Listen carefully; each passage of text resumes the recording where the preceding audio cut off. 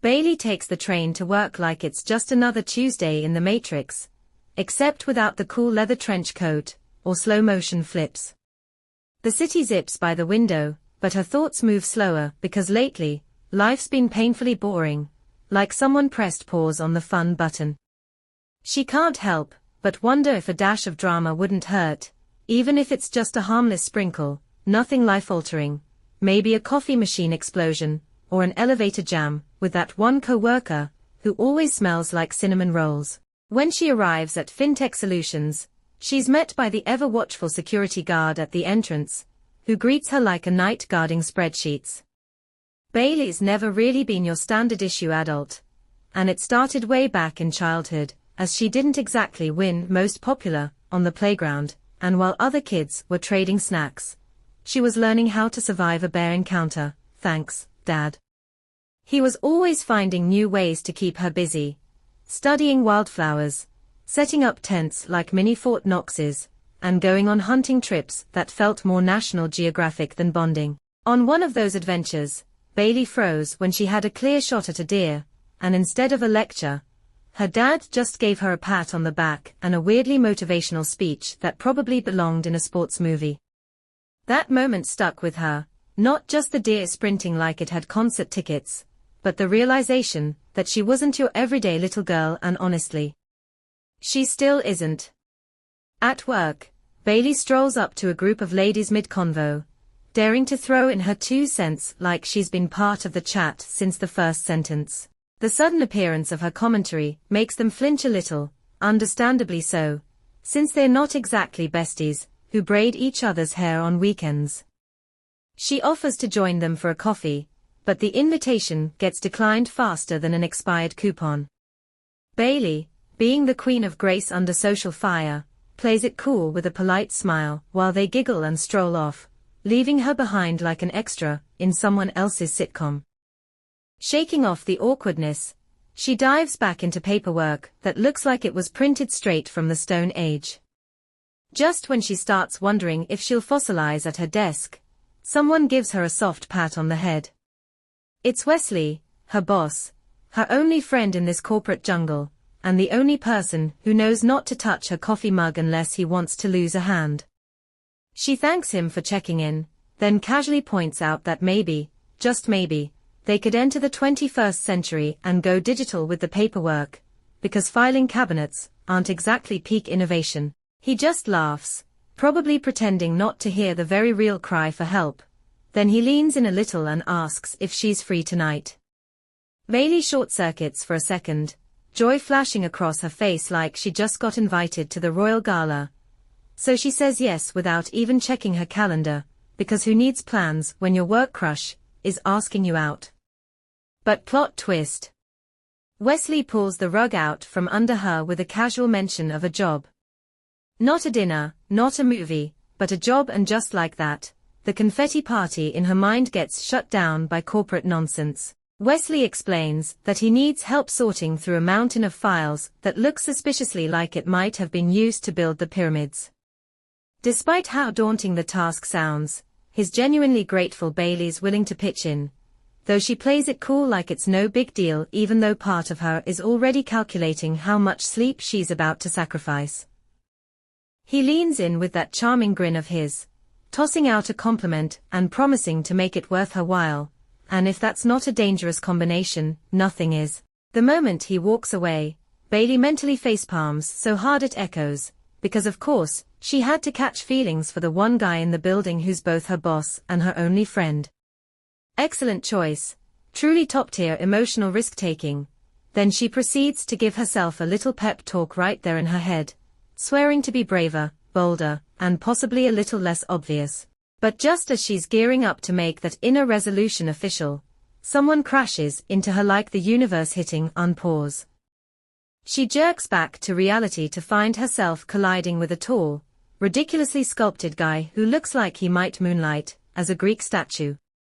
With a straight face and zero chill, he tells her to be more careful, like he wasn't the one who materialized out of nowhere like a Marvel character in a crossover scene. Bailey stammers out an apology, trying not to let the panic show, but then, he leans in, rests a hand gently on her waist, and asks if she's okay, locking eyes like he's scanning her soul for software updates.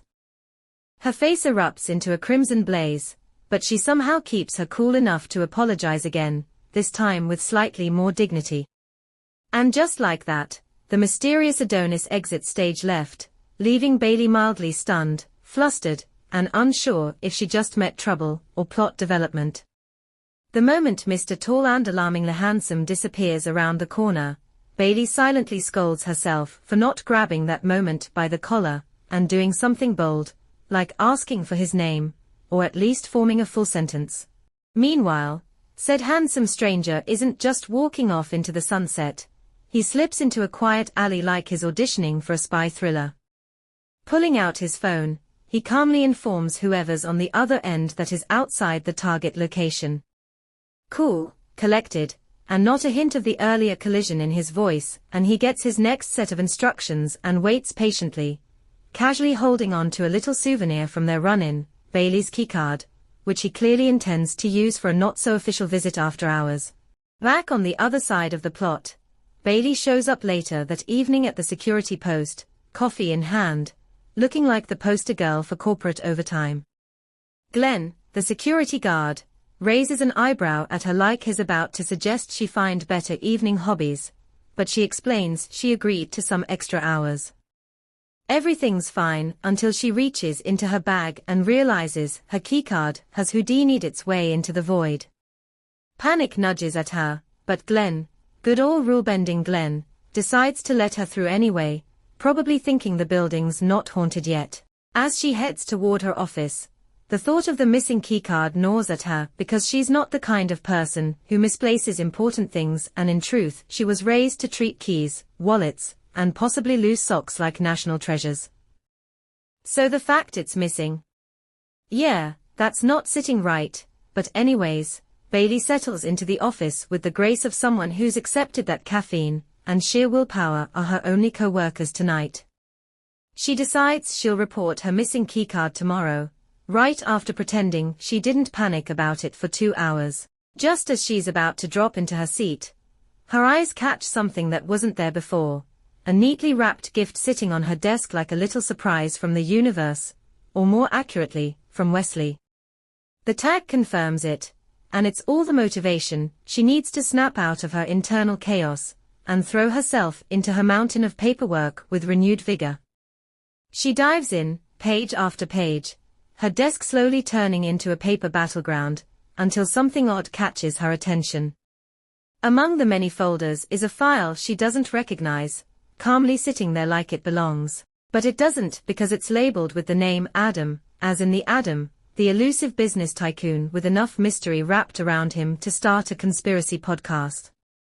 Bailey's instantly suspicious. She knows this file is high-level stuff, and it definitely shouldn't be in her humble stack of reports. The first thought that crosses her mind is that Wesley must have accidentally dropped it off at her desk during the gift delivery, which, honestly, would be such a him thing to do. Still, she's not about to tempt fate by poking around someone like Adam's affairs. So she decides the best move is to return it to Wesley's office before things go from mildly shady to full-blown thriller. But the second she rises with the file in hand, she pauses because something shifts and a strange sensation creeps over her skin like a cold whisper. Then she instinctively turns toward the dimly lit hallway behind her. She thinks she hears something, a soft sound, or maybe just the building creaking. Either way, her heart skips, her grip tightens on the folder, and suddenly this overtime shift feels a little less corporate and a whole lot more unsettling. Bailey calls out for Glenn, hoping the noise she heard was just him nearby, but then a scary thought hits. What if someone's broken in? Her chest tightens. If it's a robbery, why hasn't the alarm gone off? That question spins in her head, but before she can fully process it, she sees something that stops her cold. Glenn is lying on the ground, covered in blood, completely still. Standing over him is the tall, handsome guy from earlier, and now Bailey's breath catches in her throat. He slowly turns to face her, and in that moment, every inch of her freezes. She's looking into the eyes of someone dangerous, and he sees her. Their eyes lock, And the most haunting thing in the room isn't the flickering lights or eerie silence, it's Glenn, the poor security guard, lying still like he clocked out way too hard. Bailey's eyes go wide with terror, and just like that, she takes off in the opposite direction like she's trying out for the Olympic sprint team. Her heart pounds louder than her footsteps, and the fear of becoming a matching corpse propels her forward. But before she can even rehearse her "I survived" speech, a mysterious man grabs her mid-run and slaps a hand over her mouth like he's the official sponsor of No Screaming Allowed.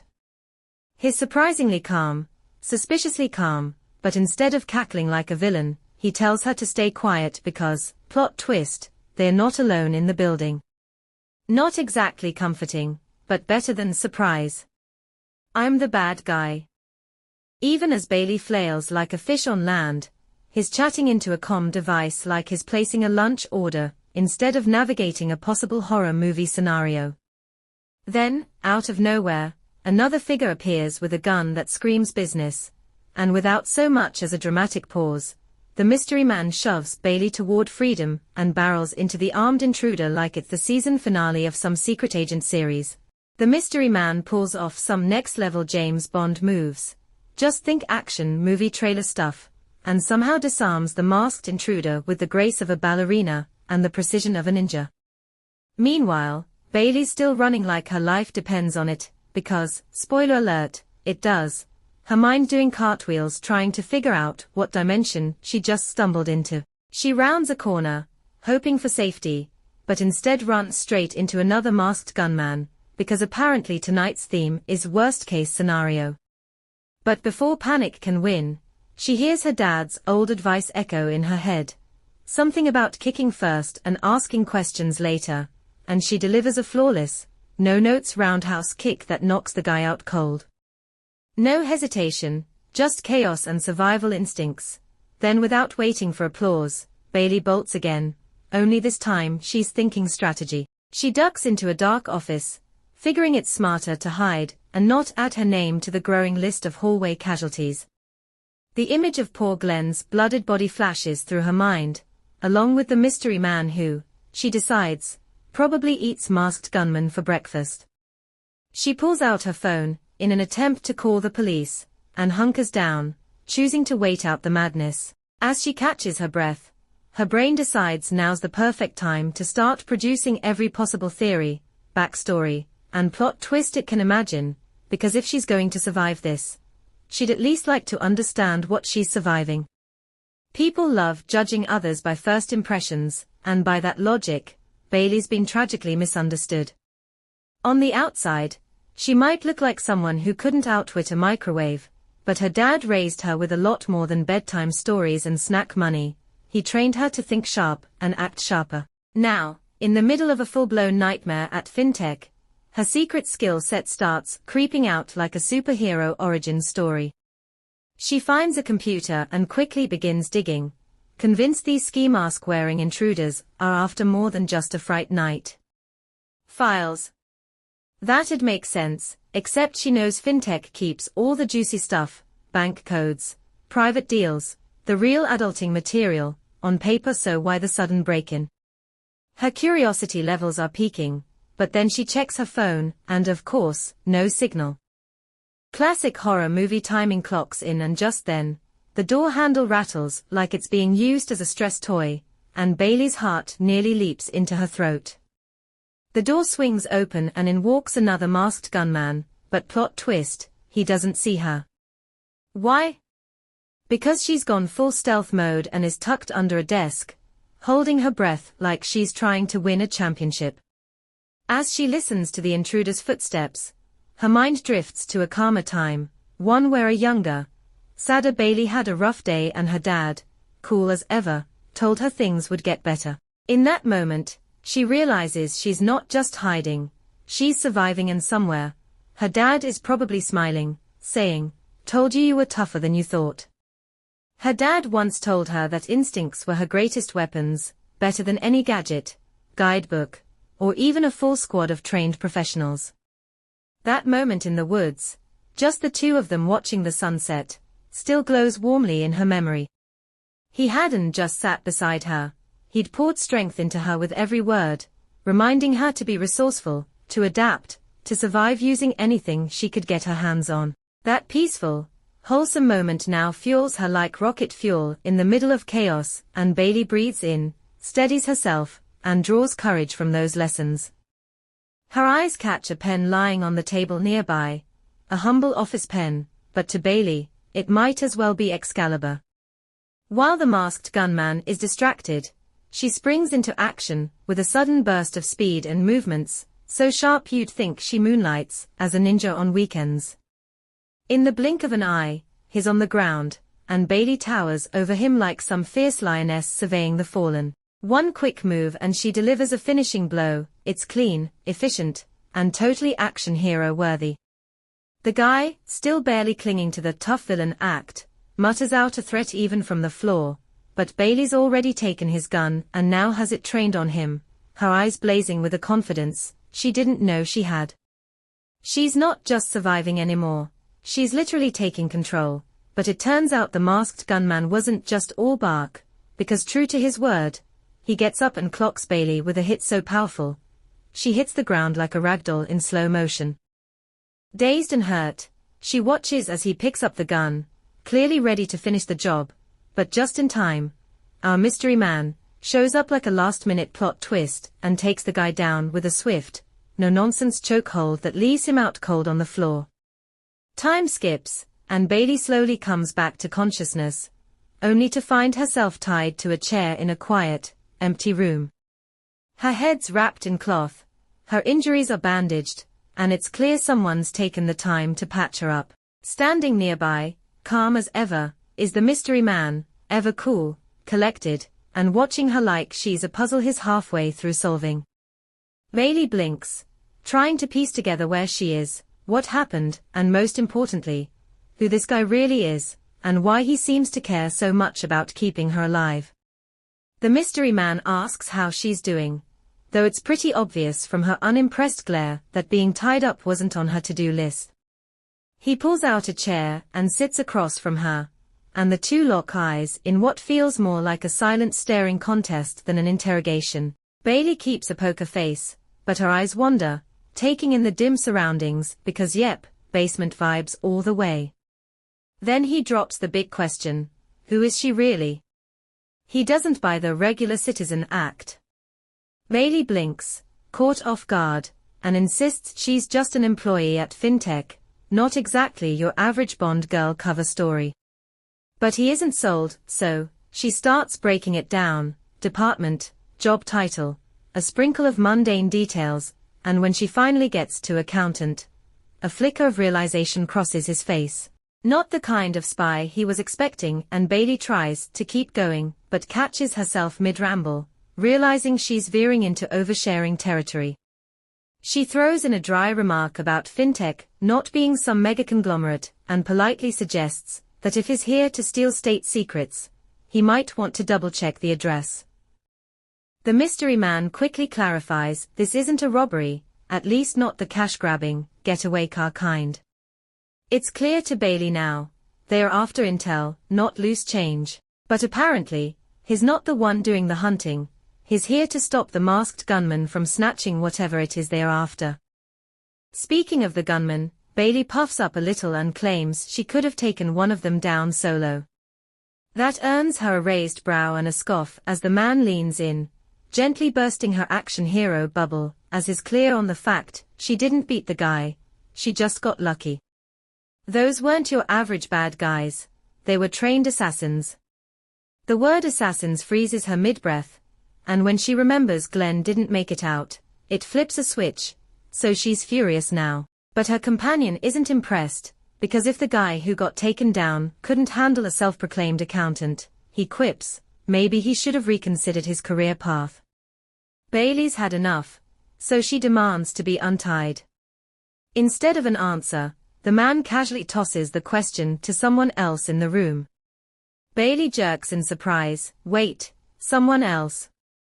Her eyes scan the room again, and this time, they're not just checking out the walls. The mysterious lady turns out to be a sharp-eyed blondie who our guy refers to as Watcher, and she seems far more fascinated than alarmed by the fact Bailey managed to fend off a trained assassin using nothing but a pen. Naturally curious, she asks about it, and Bailey admits her dad taught her a few moves back in the day. Suppose standard childhood bonding, just with fewer soccer games and more self-defense techniques. With an unnecessary, yet undeniably stylish flourish, Watcher draws a blade and slices through the ropes binding Bailey, adding just the right amount of drama to the gesture. Ronan, the mystery man, clearly isn't thrilled about it, and he warns there's still a chance Bailey's putting on a convincing act, but Claire, now formally introduced as Watcher, trusts her gut, and her gut apparently says Bailey's the real deal. Wasting no time, Claire leans in and praises Bailey's instincts like she's handing out gold stars, and our girl, still trying to catch up with everything, asks who exactly Claire is, and that's when the introductions get official. Claire and Ronan are members of an organization called Fianna. The name hits Bailey like a lightning bolt, because she's certain she's heard it before in bedtime stories, tales of legendary Irish warriors, noble heroes, and poetic fighters. Turns out, those weren't just myths, they are real, and not only are they real, they've modernized into a diverse, elite force working together to stop the world from sliding into chaos. Because apparently, ancient legends don't retire, they just update their mission statements. Claire casually describes the Fianna as a group of professionals for hire, which, to Bailey's ears, translates pretty neatly to mercenaries. But Claire is quick to steer the narrative, as she believes mercenaries chase paychecks, while the Fianna step in when official channels get tangled in red tape. They're the behind-the-scenes clean-up crew for chaos, working not for profit, but for purpose. Ronan isn't exactly clapping at the sentiment, and he proceeds to cut in, clearly unimpressed with Claire's openness, warning that the director won't be thrilled about spilling classified details to someone who, until 5 minutes ago, was tied to a chair.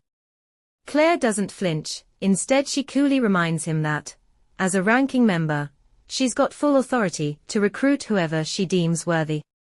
That word recruit jolts both Bailey and Ronan, with the latter immediately on the attack, throwing verbal jabs Bailey's way like she's an unqualified intern applying for a role at a secret agency. As the two Fianna agents spar over her fate, Bailey just sits there trying to mentally reboot, because 1 minute she was dodging bullets with a pen, now she's apparently being considered for a real-life version of an action movie squad.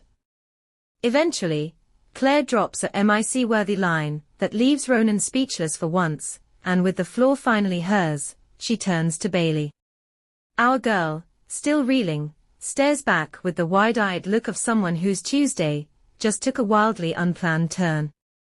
Bailey makes it clear that she's no assassin, and Claire agrees, but not in a dismissive way.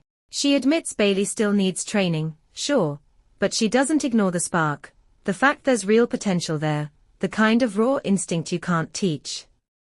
The future, Claire says, is wide open, and right now it all depends on what Bailey chooses to do with it. Honestly, Bailey can't deny the itch for something more, because the daily grind at FinTech was already draining the color from her life. Then Claire mentions FinTech's clients, and Bailey's ears perk up like someone just dropped a spoiler in a murder mystery. One name leaps to the front of her mind, Mr. Adam. Turns out, that reaction wasn't misplaced because Claire drops the bomb. Mr. Adam isn't just a business mogul with a slick smile and expensive suits. He's actually a mob boss, with criminal ties that go way beyond shady balance sheets. An Ireland. It's the perfect cover, a tax haven that makes his money laundering operation look like standard corporate wizardry. He's a pro, clean on the outside, dirty on the inside, and FinTech is just one of his many polished fronts. Claire warns this won't be the last break-in, especially not with stakes this high, and as it stands, next time, someone else could end up like Glenn. The idea that someone else might end up like Glenn, someone innocent, hits Bailey hard, but it's the thought of Wesley that really shakes her. He's her one and only friend at FinTech, and unfortunately, also the person managing Adam's financial reports, which basically paints a target on his back. That realization tightens a knot in her chest, and Claire, sensing the weight of it all, finally slides a sleek card across the table and lets Bailey know she has until tomorrow night to make her choice, whether it's Fianna or not. The clock's ticking. Bailey takes the card, but her mind's not done spinning, but then she asks the obvious, why her? Claire answers with zero hesitation, it's not just Bailey's potential, it's the plan to pair her with Ronan. Apparently, that's how Fianna rolls, partners, always. That part doesn't exactly sit well with Bailey, because being tethered to the grumpiest man alive. Terrifying. Before she can fully spiral, Claire cuts the moment short, and then the two agents take their leave, disappearing into the shadows with the hope that Bailey makes a choice in the next 24 hours. All she has to do is call the number on the card. Just one call and her life flips from spreadsheets to secret missions. Bailey walks home slowly, the mysterious card still in her hand, as her brain juggles the life-changing decision ahead: join Fianna and maybe live a little, or stick with her current job and continue her epic saga of yawns. Tough call, really, and though she tries to shake it off, it clings like glitter, so impossible to ignore. When she finally gets home, something feels wrong, and when she takes a closer look she notices her door handle's tilted in a way she definitely didn't leave it, unless she's suddenly taken up abstract doorknob art. Suspicion kicks in, then with a dramatic squint and zero hesitation, she grabs the decorative knife she keeps stashed near the door, just in case a recipe or a rogue raccoon breaks in, and eases the door open like she's auditioning for a detective drama. Lights flick on, and she scans the room. Boom. Eye contact with an intruder, and our girl's not one to back down. So Bailey charges forward like she's in a spy movie, weapon raised until the intruder catches her wrist mid-swing like it's some kind of action film choreo. The knife slips from her grip and clatters to the floor, and I'm pretty sure this is definitely not how she thought her evening would go. Bailey freezes when she sees who the intruder is. It's Ronan, looking about as thrilled to see her as a cat is to take a bath. She demands an explanation, but before he can answer, she swings a punch his way, because of course she does. Ronan smoothly ducks, and, with the grace of someone who's clearly done this before, lets her momentum do the rest. Then Bailey slips and lands face first with all the dignity of a toppled mop. Before she can recover, he pins her down, calmly assuring her that he's not there to hurt her, just hijack her evening with some intense conversation. Reluctantly, she cools off, and the two sit down for what promises to be a very one-sided TED talk. Ronan, with all the dramatic flair of a villain monologuing before the final boss fight, tells her she can't accept Claire's invitation. When Bailey asks why, he goes straight for the ego and says she's not skilled, just lucky, which is just rude, really. According to him, the Fianna isn't a playground for amateurs, and her decent self-defense skills don't magically qualify her for the Cloak and Dagger Club. Bailey isn't buying it. Sure, she's not fully trained, but she's also not quitting just because he says it's hard. Ronan admits Claire usually has good instincts, but this time he disagrees, insisting that this world isn't meant for someone like Bailey. When she asks the million-dollar question about Claire being aware he's here or not, he coolly replies that Claire sent him, though something about that answer smells fishier than a tuna sandwich left in the sun. Then, as if this whole thing weren't dramatic enough, he reaches into his pocket and pulls out a ring, holding it out to her like it's supposed to mean something. Ronan holds up the ring like it's some kind of rare artifact from a fantasy novel, but it's no ordinary accessory. It's actually a marker, something that lets any member of the Fianna recognize Bailey if she ever accepts Claire's invitation. Ronan, ever the ray of sunshine, insists she won't need it since, in his ever so humble opinion, she won't be joining. He tries to tuck it away, but Bailey snatches it right out of his hand like a kid grabbing the last cookie, because no way is she letting him decide her future. Ronan doesn't argue, just scoffs and turns to leave, tossing one last cryptic comment over his shoulder before slamming the door like he's trying to win an award for dramatic exits. Bailey glares at the door, boiling over with frustration, because wow, the audacity. Fast forward to the next day, at FinTech Solutions, and it's like deja vu with a twist, Everything's pristine, spotless, like last night's chaos never happened. It's giving corporate cover-up vibes, and Bailey sits at her desk like every other day, but she can't shake the memory of what she saw happen to Glenn. Meanwhile, the office hums along like it's just another Thursday, and shortly afterwards Wesley approaches, looking like he slept with one eye open, and is still waiting for the other shoe to drop. He asks for the Adams account, with the jittery energy of someone trying not to sweat through his shirt.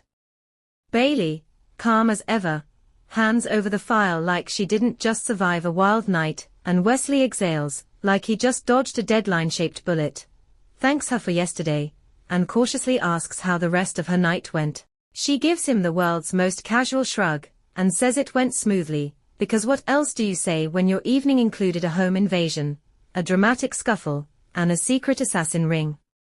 Wesley, still riding the nervous energy of the morning, suddenly brightens up, and casually offers to take Bailey out for dinner. She agrees, but raises an eyebrow when he mentions something about celebrating, as it definitely grabs her attention. With a sheepish grin, he reveals he's been promoted. Yep, Mr. Nervous Energy is now the lead on the Adams account. Bailey stares at him like he just announced his running for president, because it doesn't make sense. Last she checked, Todd was the one handling that account, and now, poof, he's gone, and Wesley's wearing the crown. Wesley, ever the optimist, chalks it up to dumb luck and a well-timed performance review. But Bailey's gut isn't buying it. Something's fishy, and it's not just the cafeteria's tuna melt. Still, Wesley seems genuinely excited, because not only is he moving into a new office, he also gets to bring someone along for the ride, and he's picked her. They've been through the trenches together since their intern days, and to him, it only makes sense they rise through the ranks side by side. As they walk down the hallway, some guy from accounting calls out a cheerful "congrats" to Wesley, who flashes a proud smile. Bailey, however, is mentally drifting as Claire's ominous words from last night echo in her mind like a warning siren. She glances at Wesley, suddenly uneasy because, promotion or not, she can't shake the feeling he's just been handed a loaded gift box, and she's not sure what's ticking inside. Bailey slows her pace and turns to Wesley with a calm, but firm expression, telling him to go on ahead cause she'll catch up after handling something. He doesn't question it, just nods and walks off, probably already dreaming of steak and celebration. As soon as he's out of sight, Bailey's demeanor shifts. Her steps grow bold, purposeful, the kind of walk that says, "I've got business to handle." She's still turning things over in her head. Joining the Fianna isn't exactly a hobby you pick up like pottery, but Wesley means a lot to her, and if getting involved means protecting him, then the choice starts to feel less like a gamble and more like a responsibility. She pulls out the card once more, staring at it like it holds the answer to everything. Then, without a second guess, she dials Claire, and right now her expression could cut steel. When Claire picks up, Bailey delivers the words with quiet certainty, "She's in." Claire's caught off guard, but there's a smile in her tone, and that's all the confirmation she needs. Game on. Enjoying this story so far? Drop a comment showing your interest in a part 2.